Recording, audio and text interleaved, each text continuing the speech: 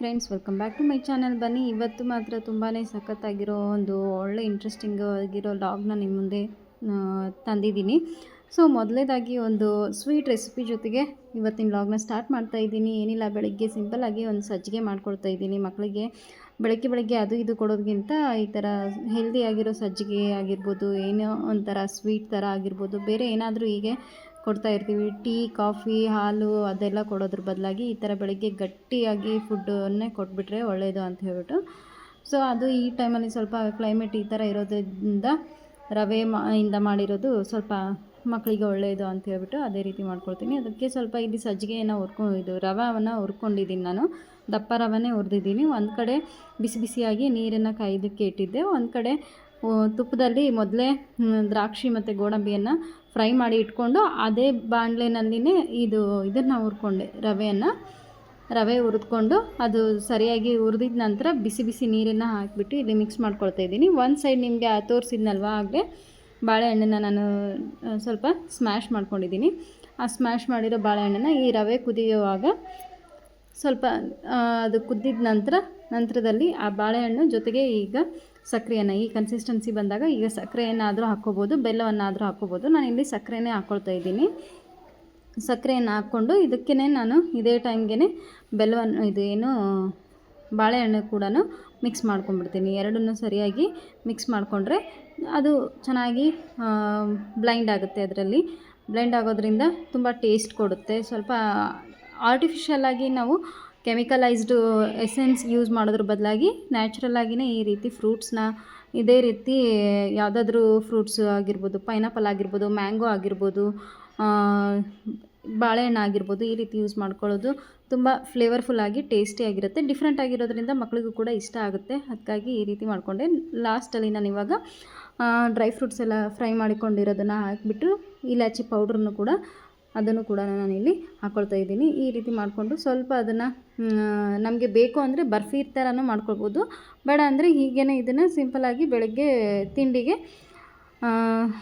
ಸಿರಾ ಥರ ಉಪ್ಪಿಟ್ಟು ಜೊತೆ ಆಗಿರ್ಬೋದು, ಹಾಗೆ ಬರೀ ಸಿರಾನಾದರೂ ಆಗಿರ್ಬೋದು ತಿನ್ಕೋಬೋದು. ತುಂಬ ಟೇಸ್ಟಿಯಾಗಿರುತ್ತೆ. ನೈವೇದ್ಯಕ್ಕೆ ಅದಕ್ಕೆಲ್ಲ ಮಾಡೋದಕ್ಕೂ ಕೂಡ ತುಂಬ ಈಸಿಯಾಗಿ ಇರುವಂಥ ರೆಸಿಪಿ ಇದು. ಸೊ ಈ ರೀತಿ ನಾನು ಆವಾಗವಾಗ ಬೆಳಗ್ಗೆ ಮಕ್ಕಳಿಗೆ ಕ್ಲೈಮೇಟ್ ನೋಡಿಕೊಂಡು ಅದಕ್ಕೆ ತಕ್ಕ ಹಾಗೆ ಫುಡ್ನ ನಾನು ಪ್ರಿಪೇರ್ ಮಾಡಿ ಕೊಡ್ತೀನಿ.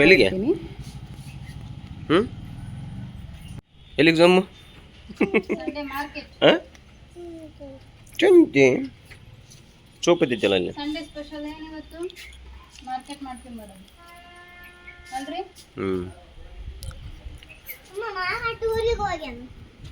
ಯಾಕೆ ಮುಂದೆ ಹೇಳ್ಬಡ್ಲಿ.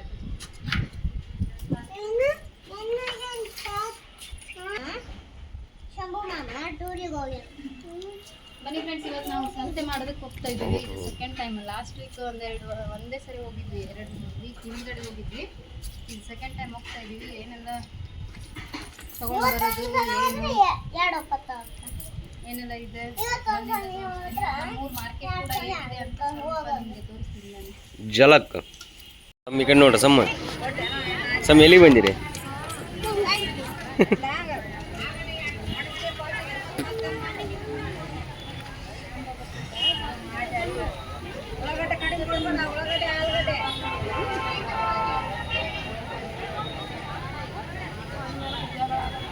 ಸಮ್ಮ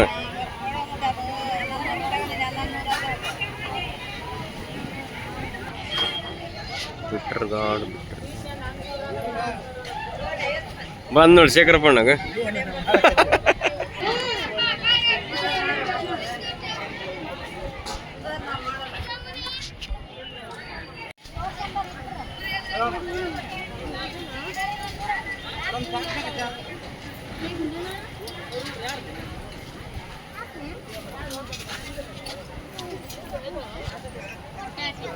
ಪೊಟ್ಯಾಟೊ, ನಮ್ಮ ಸಾಧು ಪೊಟ್ಯಾಟೊ ಹರಿಸ್ತಂತೇಳಿ.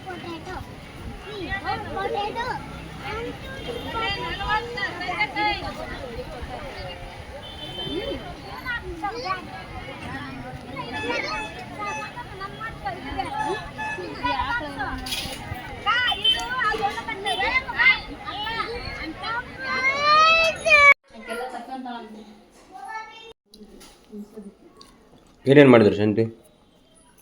ಮೊಳಕೆ ಕಾಳು, ಕಾಳು ಎಲೆ ಕೊತ್ತಂಬರಿ ಹಸಿ ಅಲ್ಲ ಇದು ಸಂಡಿ ನೆಕ್ಸ್ಟು ಬೆಂಡೆಕಾಯಿ ಎಲ್ಲ ಹಾಕಿದ್ರೆ ಇದು ಹಾಕೋದು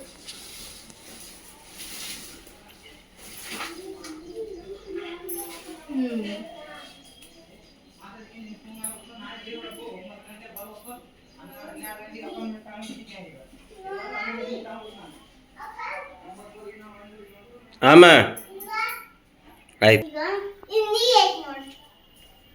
ಲಾಲಾ ಲೀಲಿ ನೀವು ಸಂತೆ ಮಾಡ್ಕೊಂಬಂದಿರ ನಮ್ಮ ಸಮ್ಮ ಏನು ತಂದ್ರಿ ಸಂತೆ ಮಾಡಿ ವಡ ರುಚಿ ಐತಲ್ಲ ಭಾರಿ ಟೇಸ್ಟ್ ಐತಲ್ಲ ಸೂಪರ್ ಐತೆನಾ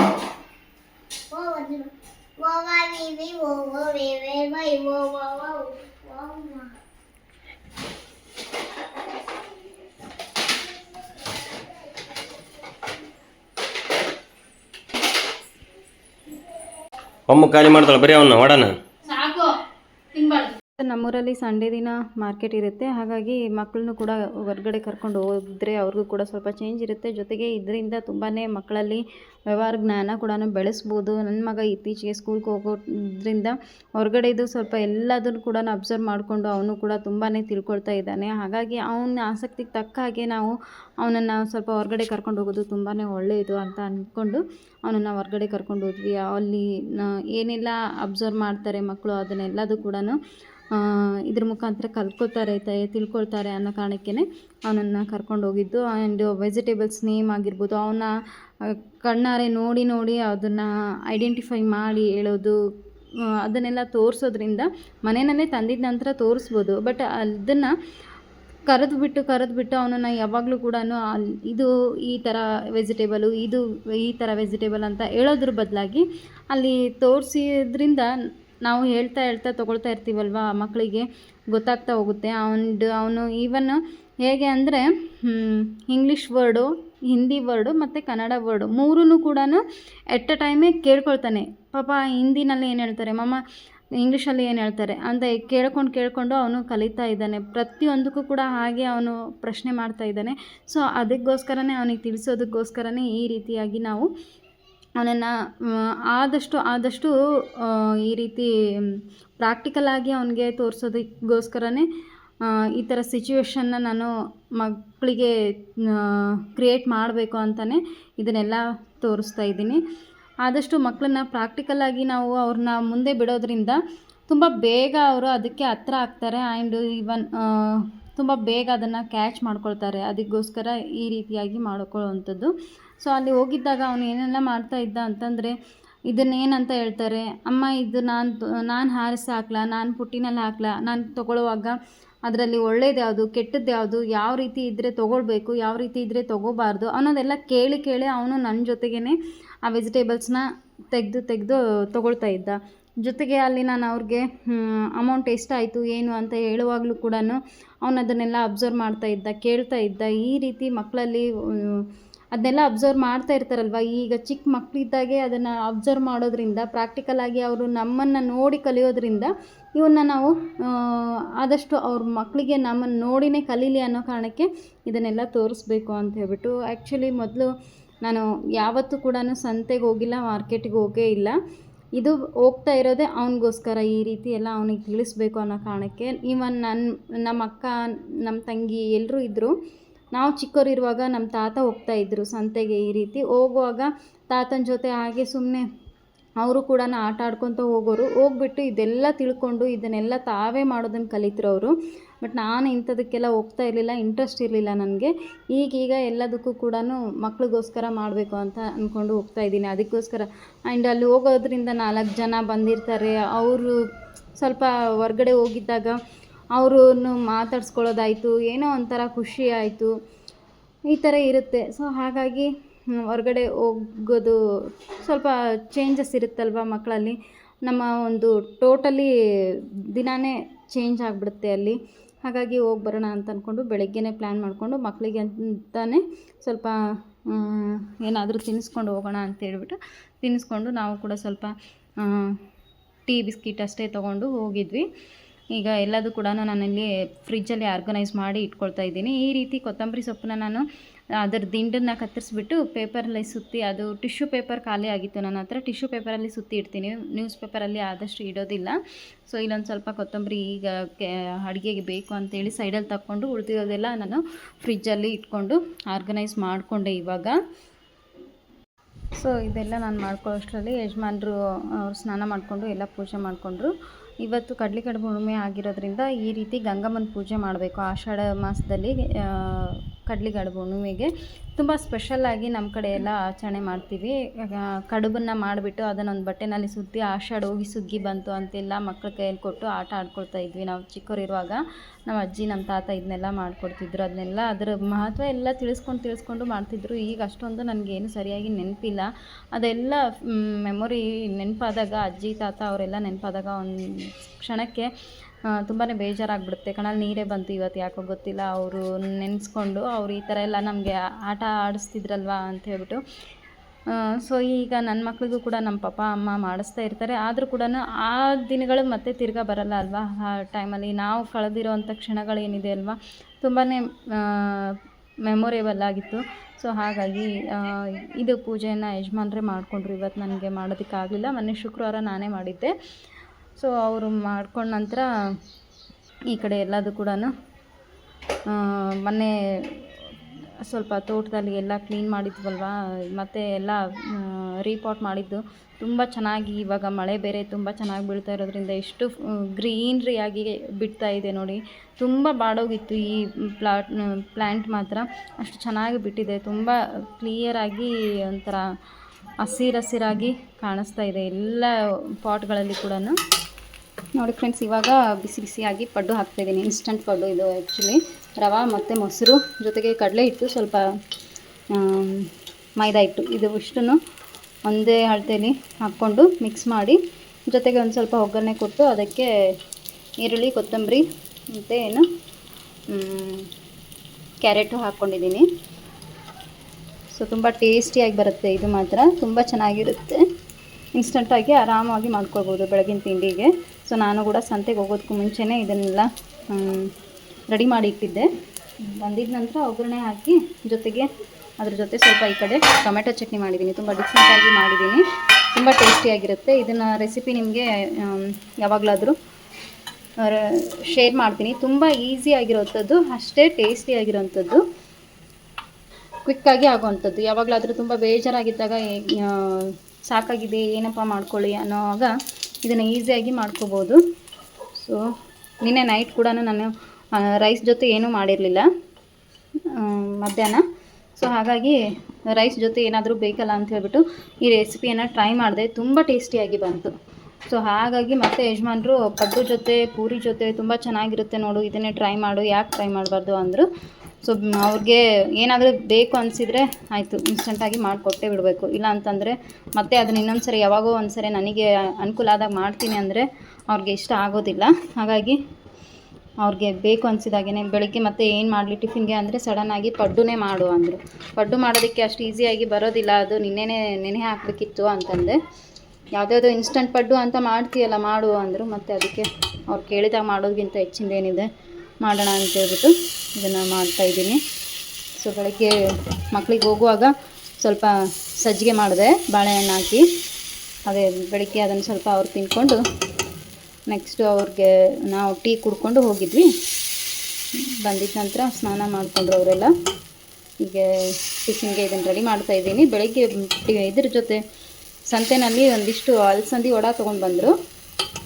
ತುಂಬ ಟೇಸ್ಟಿಯಾಗಿರುತ್ತಪ್ಪ ಅವ್ರ ಕಡೆ, ತುಂಬ ಚೆನ್ನಾಗಿರುತ್ತೆ. ಇನ್ನೊಂದು ಸ್ವಲ್ಪ ತೊಗೊಳ್ಳೋಣ ಅಂದರೆ ಆಯ್ಲಿ ಫುಡ್ ಬೇಡ ಸುಮ್ಮನೆ ಏನೋ ಅಂತ ಅಂದ್ಬಿಟ್ರು. ಈಗ ಇನ್ನೂ ಟೇಸ್ಟಿಯಾಗೇ ಇತ್ತು, ಇನ್ನೊಂದು ಸ್ವಲ್ಪ ತೊಗೊಳ್ಳಿಲ್ಲ ನೋಡು ಅಂಥೇಳಿ ಮತ್ತಷ್ಟು ತರೋದಕ್ಕಂತ ಹೋದರು. ಅಷ್ಟೊತ್ತಿಗೆ ರೆಡಿ ಮಾಡಿಬಿಡೋಣ ಅಂತ ಹೇಳ್ಬಿಟ್ಟು ರೆಡಿ ಮಾಡಿದ್ದೀನಿ. ಇದ್ರ ಜೊತೆ ಈ ಕಡೆ ಟೊಮೆಟೊ ಚಟ್ನಿನೇ ಮಾಡಿದ್ದೀನಿ. ಹೇಗಿರುತ್ತೆ ಅಂತ ನೋಡಬೇಕು. ಫಸ್ಟ್ ಟೈಮ್ ಈ ರೀತಿ ಪಡ್ಡು ಜೊತೆ ಟೊಮೆಟೊ ಚಟ್ನಿಯನ್ನು ನಾನು ಟ್ರೈ ಮಾಡಿರೋದು. ಜಸ್ಟ್ ರೆಸಿಪಿ ಬಾಯಿಂದ ಹೇಳೋದಾದರೆ ಹೇಳ್ಬಿಡ್ತೀನಿ. ಅದಕ್ಕೆ ಟೊಮೆಟೊ ಮತ್ತು ಹಸಿ ಕೊಬ್ಬರಿ ಇರುತ್ತಲ್ವ, ಅದೆರಡನ್ನೂ ಹಾಗೆ ಮಿಕ್ಸಿಗೆ ಹಾಕ್ಕೊಂಡೆ.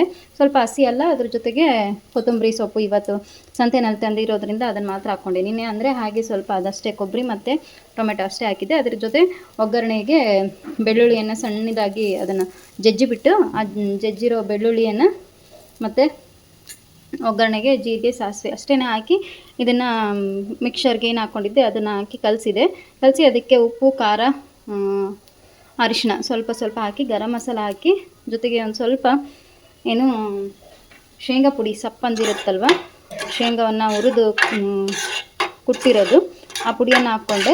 ತುಂಬಾ ಟೇಸ್ಟಿಯಾಗಿ ಬಂತು. ಸೊ ಈಗಲೂ ಕೂಡ ಅದೇ ರೀತಿ ಮಾಡ್ಕೊಂಡಿದ್ದೀನಿ. ಜೊತೆಗೆ ಸ್ವಲ್ಪ ಕೊತ್ತಂಬರಿ ಹಾಕಿದ್ದೀನಿ. ಇವಾಗ ಹಸಿ ಕೊತ್ತಂಬರಿ ಇದ್ದಿದ್ದರಿಂದ ತುಂಬ ಟೇಸ್ಟಾಗಿ ಬಂದಿದೆ. ಈಗ ಅದನ್ನೇ ಟಿಫಿನ್ಗೆ ಮಾಡ್ಕೋಬೇಕು. ಸೊ ಪಡ್ಡು ಕೂಡ ಅಷ್ಟೇ ಚೆನ್ನಾಗಿರುತ್ತೆ ಇದು. ಫಸ್ಟ್ ಇನ್ನೂ ಹಂಚು ಕಾದಿರಲಿಲ್ಲ, ಆವಾಗ ಈ ಥರ ಬಂತು ಕಲರು. ಇವಾಗ ಹಂಚು ಕಾದಿದೆ, ಸಿದೋಗ್ತಾ ಇದೆ.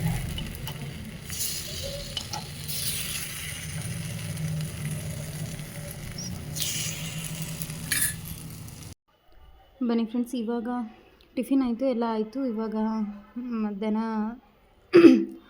12 ಗಂಟೆ ಹಿಂಗೆ ಆಗ್ತಾ ಬಂತು, 1 ಗಂಟೆ ಇಲ್ಲ.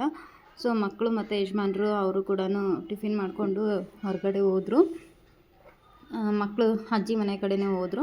ಸೊ ಇವಾಗ ನಾನು ಹಾಗೆ ಮಧ್ಯಾಹ್ನ ಲಂಚ್ ಪ್ರಿಪೇರ್ ಮಾಡೋಕ್ಕೂ ಮುಂಚೆನೇ ಸ್ವಲ್ಪ ಹಾಗೆ ಮನೇಲಿ ಕೆಲಸ ಬಾಕಿ ಇತ್ತು, ಅದನ್ನೆಲ್ಲ ಮುಗಿಸ್ಕೊಳ್ಳೋಣ ಅಂತ ಅಂದ್ಕೊಂಡೆ. ಆ್ಯಂಡು ಇವಾಗ ಇತ್ತೀಚೆಗೆ ಮಾತ್ರ ನನ್ನ ಮಗ ಸ್ಕೂಲ್ಗೆ ಹೋಗ್ತಾ ಇರೋದ್ರಿಂದ ತುಂಬಾ ಆ್ಯಕ್ಟಿವ್ ಆಗಿದ್ದಾನೆ. ತುಂಬಾ ಸ್ಕೂಲಲ್ಲಿ ಏನೆಲ್ಲ ಹೇಳ್ಕೊಡ್ತಾರೆ, ಏನೆಲ್ಲ ಮಾಡ್ತಾರೆ ಅದನ್ನು ಜಾಸ್ತಿಯಾಗಿ ಕೇಳೋದಾಗಿರ್ಬೋದು. ಮನೆಗೆ ಬಂದ ಅಂದರೆ ಸಾಕು, ಅವನು ಬುಕ್ಸ್ ಹಿಡಿಯೋದೇ ಬರೀ ಇಲ್ಲ ಅದು ಏನು ಇದು ಏನು, ಅದಕ್ಕೇನಂತಾರೆ ಇದಕ್ಕೇನಂತಾರೆ, ಅದು ಯಾಕೆ ಇದು ಯಾಕೆ ಅಂತ ನೂರಾರು ಪ್ರಶ್ನೆಗಳನ್ನು ಕೇಳ್ತಾನೆ ಇರ್ತಾನೆ. ಅಂದರೆ ಅವನ ಇಂಟ್ರೆಸ್ಟ್ ಏನಿದೆ ಅಲ್ವಾ, ಆ ಇಂಟ್ರೆಸ್ಟ್ನ ಅವನು ತೋರಿಸ್ತಾ ಇರ್ತಾನೆ. ಸೊ ಅವನ ಇಂಟ್ರೆಸ್ಟ್ಗೆ ತಕ್ಕ ಹಾಗೆ ನಾನು ಕೂಡ ಅವನಿಗೆ ಎಲ್ಲದೂ ಹೇಳ್ಕೊಡ್ಬೇಕು, ಕಲಿಸ್ಬೇಕು ಅನ್ನೋದು ನಮ್ಮಲ್ಲಿರಬೇಕು. ಸೊ ಹಾಗಾಗಿ ನನಗೂ ಕೂಡ ಅವ್ನಿಗೆ ಈ ಥರ ಕೇಳ್ತಾ ಇರ್ತಾನಲ್ವ, ಅದಕ್ಕೋಸ್ಕರ ಅವನಿಗೆ ಆದಷ್ಟು ಪ್ರಾಕ್ಟಿಕಲಾಗಿ ಅವನ ಲೈಫ್ಗೆ ತುಂಬ ಹತ್ರ ಆಗೋ ಥರ ಇರಬೇಕು ಅನ್ನೋ ಕಾರಣಕ್ಕೇ ಎಲ್ಲ ಪ್ಲ್ಯಾನ್ ಮಾಡಿಕೊಂಡು ತುಂಬ ಅವನಿಗೆ ಎಲ್ಲದನ್ನೂ ತಿಳಿಸೋ ಅಂಥ ಪ್ರಯತ್ನ ನಾನು ಮಾಡ್ತಾಯಿದ್ದೀನಿ. ಆ್ಯಂಡ್ ನನ್ನ ಮಗಳು ಕೂಡ ಅಷ್ಟೇ, ಅವಳು ಕೂಡ ಈಗ ಏನಾದರೂ ನಾವು ಹೇಳ್ಕೊಡ್ತಾ ಇರ್ತೀವಿ, ಏನಾದರೂ ಅವನಿಗೆ ಹೇಳ್ತಾ ಇರ್ತೀವಿ ಅಂದರೆ ಅವಳು ಕೂಡ ಅದ್ರ ಜೊತೆ ಕಲಿಯೋದು, ಅದ್ರ ಜೊತೆ ಅವಳು ಕೂಡ ಹೇಳೋದು ಅದನ್ನು ಮಾಡ್ತಾ ಇದ್ದಾಳೆ. ತುಂಬ ಎಲ್ಲ ಒಂದಿಷ್ಟು ಸ್ತೋತ್ರಗಳಾಗಿರ್ಬೋದು, ಮಂತ್ರಗಳು ಮತ್ತು ಪದ್ಯಗಳಾಗಿರ್ಬೋದು, ರೈಮ್ಸು, ಇಂಗ್ಲೀಷು, ಕನ್ನಡ ಎಲ್ಲದೂ ಕೂಡ ಅವಳಿಗೆ ಯಾವ ರೀತಿಯಾಗಿ ಹೇಳ್ಕೊಡ್ತೀನೋ, ಅವಳು ಒಬ್ಬಳೇ ಇದ್ದಾಗ, ಆದರೆ ಜಾಸ್ತಿ ಅಂದರೆ ನಾನು ಮತ್ತು ಅವಳು ಇಬ್ಬರೇ ಇದ್ದಾಗ ಅವಳು ಅದನ್ನು ಜಾಸ್ತಿಯಾಗಿ ಮಾಡ್ತಾಳೆ. ಏನು ಹೇಳ್ಕೊಡ್ತೀನಿ ಅದನ್ನೆಲ್ಲ ಕಂಪ್ಲೀಟಾಗಿ ಇನ್ನೂ ಹೇಳು ನನಗೆ ಅದನ್ನು ಹೇಳು ಇದನ್ನು ಹೇಳು ಅಂಥೇಳಿ ತುಂಬಾ ಅವಳು ಕೂಡ ಅಷ್ಟೇ ಇಂಟ್ರೆಸ್ಟ್ ತೋರಿಸ್ತಾಳೆ. ಸೊ ನನ್ನ ಮಕ್ಕಳು ಈ ವಿಷಯದಲ್ಲಿ ನಾನು ತುಂಬ ಪುಣ್ಯ ಮಾಡಿದ್ದೆ ಅಂತ ಅಂದ್ಕೊಳ್ತೀನಿ. ಮಕ್ಕಳು ಕೆಲವೊಂದು ಕಲಿಸೋ ಪೇರೆಂಟ್ಸ್ ಇದ್ದರೂ ಕೂಡ ಮಕ್ಕಳು ಕಲಿಯೋದಕ್ಕೆ ರೆಡಿ ಇರಲ್ಲ. ಸೊ ಹಾಗಾಗಿ ನಾನು ನನ್ನ ಮಕ್ಕಳು ಇದನ್ನೆಲ್ಲ ಕೇಳಿ ಕಲಿತಾರಲ್ವ, ಸೊ ಖುಷಿ ಇದೆ ನನಗೆ. ಅದಕ್ಕೋಸ್ಕರನೇ ಮಕ್ಕಳಿಗೆ ನಾವು ಏನೆಲ್ಲ ಚೇಂಜಸ್ ಮಾಡ್ಬೋದು, ಏನೆಲ್ಲ ನಾವು ಕಲಿಸ್ಬೋದು, ಅದನ್ನು ಯಾವ ರೀತಿಯಲ್ಲಿ ಯಾವ ವೇನಲ್ಲಿ ನಾವು ಹೋಗಿ ಕಲಿಸ್ಬೇಕು ಅನ್ನೋದೇ ಒಂದು ದೊಡ್ಡ ಒಂದು ಟೆನ್ಷನ್ ಆದಾಗಿದೆ ನನಗೆ. ಸೊ ಆದಷ್ಟು ಸಾಧ್ಯವಾದಷ್ಟು ನಾನು ಪ್ರಯತ್ನ ಪಡ್ತಾಯಿದ್ದೀನಿ, ಯಾವ್ಯಾವ ರೀತಿಯಲ್ಲಿ ನನ್ನ ಮಕ್ಕಳಿಗೆ ಅವ್ರಿಗೆ ಫೀಡ್ ಮಾಡಬೇಕು, ಈ ವಿಷಯದಲ್ಲಿ ಈ ರೀತಿಯಾಗಿ ಹೇಳ್ಕೊಟ್ರೆ ಚೆನ್ನಾಗಿರುತ್ತೆ ಅಂತ ಹೇಳ್ಬಿಟ್ಟು ನಾನು ಥಿಂಕ್ ಮಾಡಿ ತುಂಬ ಪ್ರಯತ್ನದಿಂದ ಮಕ್ಕಳಿಗೆ ಕಲಿಸ್ತಾ ಇದ್ದೀನಿ. ಆ್ಯಂಡ್ ಈ ರೀತಿ ಮಾಡೋದ್ರಿಂದ ಮಕ್ಕಳು ತುಂಬ ಬೇಗ ಕಲಿತಾರೆ. ಆ್ಯಂಡ್ ಅವರ ಒಂದು ಪರ್ಸ್ನಲ್ ಡೆವಲಪ್ಮೆಂಟ್ ಏನಿದೆ ಈ ರೀತಿಯಾಗಿ ಸ್ಟಾರ್ಟ್ ಆಗುತ್ತೆ. ಈವನ್ ನಮ್ಮ ಒಂದು ಇಡೀ ಒಂದು ಸಮಾಜದಲ್ಲಿ ಮಕ್ಕಳು ಯಾವ ರೀತಿಯಾಗಿ ಬೆಳಿಬೇಕು ಅದಕ್ಕೂ ಕೂಡ ನಾವು ಒಂದು ಸ್ಫೂರ್ತಿಯಾಗೋ ರೀತಿಯಲ್ಲಿ ಅವ್ರನ್ನ ಬೆಳೆಸಬೇಕು ಅನ್ನೋದೊಂದು ನನ್ನ ಉದ್ದೇಶ. ನನಗೆ ಮೊದಲಿದ್ದಾನು ಹಾಗೆಯೇ ನನಗೆ ಮುಂದೆ ನನ್ನ ಮಕ್ಕಳು ಹೀಗೆ ಇರಬೇಕು ಅಂತ ನಾನು ಪ್ಲ್ಯಾನ್ ಮಾಡ್ಕೊಳ್ತಾ ಇದ್ದೆ ಮೊದಲು ಯಾವಾಗಲೂ ಕೂಡ. ನನ್ನ ಮಗ ಯಾವಾಗ 1 ವರ್ಷ ಆದ, 1 ವರ್ಷ ಆಗಿದ ಕೂಡಲೇ ಅವ್ನಿಗೆ ಯಾವಾಗ ಮಾತು ಪ್ರೊನೌನ್ಸಿಯೇಷನ್ ಎಲ್ಲ ಬರೋದಕ್ಕೆ ಸ್ಟಾರ್ಟ್ ಆಯಿತು, ಎಲ್ಲ ಪ್ರತಿಯೊಂದನ್ನು ನಾನು ಕಲಿಸೋದಕ್ಕೆ ಸ್ಟಾರ್ಟ್ ಮಾಡಿದೆ. ಮನೆ ತುಂಬ ಚಾರ್ಟ್ಸ್ ಎಲ್ಲ ತೊಗೊಂಡು ಬಂದು ಅವನಿಗೆ ABCD ಈ ಪ್ರತಿಯೊಂದನ್ನು ನಾನು ತೋರಿಸಿದಾಗೆಲ್ಲ ಅವನು ತೋರಿಸೋದಕ್ಕೆ ಇದು ಎಲ್ಲಿದೆ ಅಂತ ನಾನು ಕೇಳಿದಾಗೆಲ್ಲ ಕೇಳೋದು ಎಲ್ಲ ಮಾಡ್ತಾಯಿದ್ದ ಅವನು. ಸೊ ಇನ್ನೂ 1-1.5 ವರ್ಷ ಅಷ್ಟೇ ಇತ್ತು ಅವನಿಗೆ. ಆ ಟೈಮಲ್ಲಿ ಎಲ್ಲದೂ ಕೂಡ ನಾನು ಯಾವುದೋ ಒಂದು ಅಕ್ಷರವನ್ನು ಒಂದು ಸ್ಲೇಟ್ ಮೇಲೆ ಬರೆದು ತೋರಿಸಿದ್ರೆ ಇದು ಏನು ಅಕ್ಷರ ಅಂತ ಕೇಳಿದರೆ ಅವನು ಅದನ್ನು ಐಡೆಂಟಿಫೈ ಮಾಡಿ ಕೂಡ ಹೇಳ್ತಾ ಇದ್ದ. ಅಷ್ಟು ಆ ರೀತಿಯಲ್ಲಿ ಅವನು ಇಂಟ್ರೆಸ್ಟ್ ಇತ್ತು. ಸೊ ಬರ್ತಾ ನಾನು ಕೂಡ ಸೆಕೆಂಡ್ ಬೇಬಿ ಕ್ಯಾರಿಂಗ್ ಇರುವಾಗ ಇದೆಲ್ಲ ನಾನು ಅವನಿಗೆ ಕಲಿಸ್ತಾನೇ ಇದ್ದೆ. ನಾನು ಯಾವಾಗ ಡೆಲಿವರಿ ಆಯಿತು ಆ ಟೈಮಲ್ಲಿ ಅವನಿಗೆ ಜಾಸ್ತಿ ಟೈಮ್ ಕೊಡ್ಲಿಕ್ಕೆ ಆಗಲಿಲ್ಲ. ಆ್ಯಂಡ್ ಅವನು ಅಜ್ಜಿ ಮನೆಗೆ ಹೋದರೂ ಕೂಡ ಅಷ್ಟೇ, ನಮ್ಮ ಮಮ್ಮಿ ಕೂಡ ಮೊದಲು ಅಂಗನವಾಡಿ ಟೀಚರ್ ಆಗಿರೋದ್ರಿಂದ ಅವ್ರಿಗೂ ಕೂಡ ಮಕ್ಕಳ ಜೊತೆ ಯಾವ ರೀತಿಯಾಗಿ ಅವರು ಇರ್ತಾಯಿದ್ರು ಸ್ಕೂಲಲ್ಲಿ, ಅದೇ ರೀತಿ ನನ್ನ ಮಗನಿಗೂ ಕೂಡ ಎಲ್ಲದನ್ನು ಕಲಿಸ್ತಾ ಬಂದರು. ಹಾಗಾಗಿ ಅವನು ತುಂಬಾ ಈ ವಿಷಯದಲ್ಲಿ ಮುಂದೆ ಬಂದ. ಸೊ ಈಗಲೂ ಕೂಡ ಹಾಗೆ ಇದ್ದಾನೆ. ಈಗ ಹೋದ ವರ್ಷ ಸ್ವಲ್ಪ ಅವನು ಸ್ಕೂಲ್ಗೆ ಹೋಗಲಿಲ್ಲ ಅಂದರೂ ಕೂಡ ಮನೆಯಲ್ಲಿ ಏನಾದರೂ ಬರ್ಸಿದ್ರೆ ಓದಿಸಿದ್ರೆ ಎಲ್ಲ ಹೇಳ್ತಾ ಇದ್ದ. ಈ ಸಾರಿ ಸ್ಕೂಲ್ಗೆ ಹೋಗ್ತಾ ಇರೋದ್ರಿಂದ ತುಂಬಾ ಇಂಟ್ರೆಸ್ಟ್ ಜಾಸ್ತಿ ಆಗಿದೆ. ಅವನು ಸ್ಕೂಲಿಂದ ಬಂದರೂ ಅದೇ ಕೆಲಸ, ಸ್ಕೂಲಿಗೆ ಹೋಗೋವರೆಗೂ ಅದೇ ಕೆಲಸ, ಅಜ್ಜಿ ಮನೆಗೆ ಹೋದರೂ ಅದೇ ಕೆಲಸ, ಎಲ್ಲೋದ್ರೂ ಅದೇ ಕೆಲಸ ಅವನು. ಸೊ ಹಾಗಾಗಿ ನಾನು ಅವನಿಗೆ ತಕ್ಕನಾಗಿ ಒಂದು ಸ್ವಲ್ಪ ಏನೆಲ್ಲ ಹೇಳ್ಕೊಡ್ಬೇಕು ಅದನ್ನೆಲ್ಲ ಮಾಡೋ ಪ್ರಯತ್ನನ ತುಂಬ ಮಾಡ್ತಾಯಿದ್ದೀನಿ. ಇವನ್ ನನ್ನ ಮಗಳು ಕೂಡ ಅಷ್ಟೊಂದು ಅವನ ಜೊತೆ ಸೇರಿಬಿಟ್ಟು ಎಲ್ಲದೂ ಕಲಿಯೋದಕ್ಕೆ ಮಾಡೋದಕ್ಕೆ ಅವಳು ಇಂಟ್ರೆಸ್ಟ್ ತೋರಿಸ್ತಾ ಇದ್ದಾಳೆ. ಬಟ್ ಅದನ್ನೆಲ್ಲ ನಾನು ಹೇಗೆ ಹೇಳ್ಕೊಡ್ತೀನಿ, ಹೇಗೆಲ್ಲ ಮಾಡ್ತೀನಿ ಅಂತ ನನಗೇ ಗೊತ್ತಾಗ್ತಾ ಇಲ್ಲ. ಅವಳು ಒಬ್ಬಳೇ ಇದ್ದಾಗ ಅವಳು ಕೂಡ ತುಂಬ ಚೆನ್ನಾಗಿ ನನಗೆ ಕೋಪ್ರೇಟ್ ಮಾಡ್ತಾಳೆ. ನಾನು ಏನೇ ಹೇಳ್ಕೊಡ್ಲಿ ಅದಕ್ಕೆ ಇನ್ನೂ ಜಾಸ್ತಿ ಇಂಟ್ರೆಸ್ಟ್ ತೋರಿಸ್ತಾಳೆ. ಸೊ ಅದೊಂದು ಖುಷಿ ನನಗೆ. ಸೊ ಈ ರೀತಿ ನಾನು ಮಕ್ಕಳಿಗೆ ತುಂಬ ವರ್ಕನ್ನು ನಾನು ಮಾಡಿಸೋದಕ್ಕೆ ಎಫರ್ಟ್ ಹಾಕ್ತಾಯಿದ್ದೀನಿ. ಸೊ ಆದಷ್ಟು ನಾವು ತಾಯಿ ಆಗಿ ಇದನ್ನೆಲ್ಲ ಮಾಡೋದು ತುಂಬಾ ಒಳ್ಳೆಯದು ಅಂತಲೇ ಅನಿಸುತ್ತೆ. ಕೆಲವೊಂದು ಮಕ್ಕಳು ನನಗೆ ಟ್ಯೂಷನಿಗೆ ಬರ್ತಾರೆ, ಆ ಮಕ್ಕಳದು ಕೇಳಿದಾಗ ತುಂಬ ಬೇಜಾರು ಅನಿಸುತ್ತೆ. ಮನೆಯಲ್ಲಿ ಪೇರೆಂಟ್ಸು ಮೊದಲು ಅವರು ಈ ರೀತಿ ಕೇರ್ ತೊಗೊಂಡು ಮಾಡಿರೋದಿಲ್ಲ, ಈಗ ಒಮ್ಮಿದೊಮ್ಮೆಲೆ ಅವ್ರ ಬಗ್ಗೆ ಕೇರ್ ತೊಗೊಳೋದಕ್ಕೆ ಹೋಗ್ತಾರೆ. ಆ ಮಕ್ಕಳು ಸರಿಯಾದ ದಾರಿನಲ್ಲಿ ಹೋಗೋದಕ್ಕೆ ರೆಡಿ ಇರೋದಿಲ್ಲ. ಹೀಗಾಗಿ ಮಕ್ಕಳು ಹಿಂದೆ ಬಿದ್ದುಬಿಡ್ತಾರೆ. ಹೇಗೋ ನಾವು ಸ್ಕೂಲಿಗೆ ಕಳಿಸ್ತೀವಿ, ಟ್ಯೂಷನ್ಗೆ ಕಳಿಸ್ತೀವಿ, ಅಲ್ಲೆಲ್ಲ ಹೇಳ್ತಾರೆ ಅಂತ ಹೇಳ್ಬಿಟ್ಟು ಕೇರ್ಲೆಸ್ ಮಾಡ್ತಾರೆ. ಅದು ಅವರು ಹೇಳ್ಕೊಡೋಷ್ಟು ಹೇಳ್ಕೊಡ್ತಾರೆ. ಇನ್ನು ಉಳಿದಿರೋದೆಲ್ಲ ನಾವು ಮನೆಯಲ್ಲಿ ಹೇಳ್ಕೊಡೋದು ತುಂಬಾ ಒಳ್ಳೆಯದು. ನನ್ನ ಮಗ ಕೂಡ ಅಷ್ಟೇ, ಸ್ಕೂಲಲ್ಲಿ ಅವರು ಎಲ್ಲ ಮಕ್ಕಳ ಜೊತೆ ಸ್ವಲ್ಪನೇ ಕಲಿಸ್ತಾರೆ. ಬಟ್ ನನ್ನ ಮಗಗೆ ಮುಂದಿಂದೆಲ್ಲ ನಾನು ಹೇಳ್ಕೊಡೋದಕ್ಕೆ ಹೋದರೆ ಈಗ ಅವನು ಜಸ್ಟ್ 11, 12 ಅಂತ ಸ್ಪೆಲ್ಲಿಂಗ್ಸ್ ಹೇಳ್ಕೊಡ್ತಾ ಇದ್ದಾರೆ. ಬಟ್ ಅವನಿಗೆ ನಾನೀಗ 100ವರೆಗೂ ಅಪ್ ಟು 100ವರೆಗೂ ನಾನು ಹೇಳ್ಕೊಟ್ಬಿಟ್ಟಿದ್ದೀನಿ. ಅವನು ಆಲ್ರೆಡಿ ಅದನ್ನೆಲ್ಲ ಬರೀತಾ ಇದ್ದಾನೆ, ಓದ್ತಾ ಇದ್ದಾನೆ, ಸ್ಪೆಲ್ಲಿಂಗ್ಸ್ ಎಲ್ಲ ಹೇಳ್ತಾ ಇದ್ದಾನೆ. ಆದರೂ ನೆಕ್ಸ್ಟ್ ಡೇ ಅವ್ರು ಸ್ಕೂಲ್ಗೆ ಹೋಗಿದ್ದಾಗ ಇನ್ನೂ ಅವ್ನು ನೆಕ್ಸ್ಟ್ ಕಂಟಿನ್ಯೂ ಏನಿರುತ್ತೆ ಇನ್ನು 21, 22 ಅನ್ನೋದರಲ್ಲೇ ಇದ್ದಾರೆ. ಅವರು ಕಲಿಸೋಷ್ಟು ಕಲಿಸ್ತಾ ಇರ್ತಾರೆ. ನಾವು ಮಾಡೋ ಪ್ರಯತ್ನ ನಾವು ಮಾಡೋದ್ರಿಂದ ನಮ್ಮ ಮಕ್ಕಳು ಹುಷಾರಾಗ್ತಾರೆ, ನಮ್ಮ ಮಕ್ಕಳು ಇನ್ನೂ ಮುಂದೆ ಹೊರಿತಾರೆ ಅಂತಲೇ ನನ್ನ ಒಂದು ಅನಿಸಿಕೆ. ನಾನು ಹಾಗೆ ನನ್ನ ಮಗನ ಜೊತೆಗೆ ನನ್ನ ಟ್ಯೂಷನ್ ಮಕ್ಕಳಿಗೂ ಕೂಡ ಅದೇ ರೀತಿಯಾಗಿ ಅವ್ರ ಸ್ಕೂಲಲ್ಲಿ ಎಷ್ಟು ಕಲಿಸ್ತಾರೋ ಅಷ್ಟೇ ಕಲಿಸ್ಲಿ, ನಾನು ಕಲಿಸೋದನ್ನು ನಾನು ಕಲಿಸ್ಬೇಕು ಮಕ್ಕಳಿಗೆ ಅಂತೇಳ್ಬಿಟ್ಟು ಅವ್ರನ್ನೂ ಮುಂದೆ ನಾನು ತೊಗೊಂಡು ಹೋಗ್ತಾ ಇರ್ತೀನಿ. ಸೊ ಈ ರೀತಿ ನನಗೆ ಮಕ್ಕಳಿಗೆ ಏನಾದರೂ ಒಟ್ಟಿನಲ್ಲಿ ಕಲಿಸ್ಬೇಕು. ಅವರು ಈಗ ಏನು ಕೊಟ್ಟರು ಕೂಡ ಅದನ್ನು ಅಕ್ಸೆಪ್ಟ್ ಮಾಡ್ಕೊಳ್ಳೋವಂಥ ಏಜ್ ಇರುತ್ತೆ. ಈಗ ಇದೇ ಟೈಮಲ್ಲಿ ನಾವು ಅವರನ್ನು ತೀಡಿ ನಾವು ದಾರಿಗೆ ತರಬೇಕು ಅನ್ನೋದೊಂದು. ಸೊ ಅದೇ ಕಾರಣಕ್ಕೆ ನನ್ನ ಮಕ್ಕಳಿಗೂ ಕೂಡ ಅದೇ ಎಫರ್ಟ್ನ ಹಾಕ್ತೀನಿ ನಾನು. ಸೊ ಇದು ಇವತ್ತಿನ ವಿಡಿಯೋ ಆಗಿತ್ತು ಫ್ರೆಂಡ್ಸ್. ನಿಮಗೆ ಯಾವುದಾದ್ರೂ ಒಂದು ಕಾರಣಕ್ಕೆ ಇಷ್ಟ ಆಗಿದ್ದರೆ ದಯವಿಟ್ಟು ಒಂದು ಲೈಕ್ ಮಾಡೋದನ್ನು ಮರಿಬೇಡಿ. ನಿಮ್ಮ ಫ್ಯಾಮಿಲಿ ಫ್ರೆಂಡ್ಸ್ ಎಲ್ರಿಗೂ ಶೇರ್ ಮಾಡಿ ಅಂತ ಕೇಳ್ಕೊಳ್ತೀನಿ.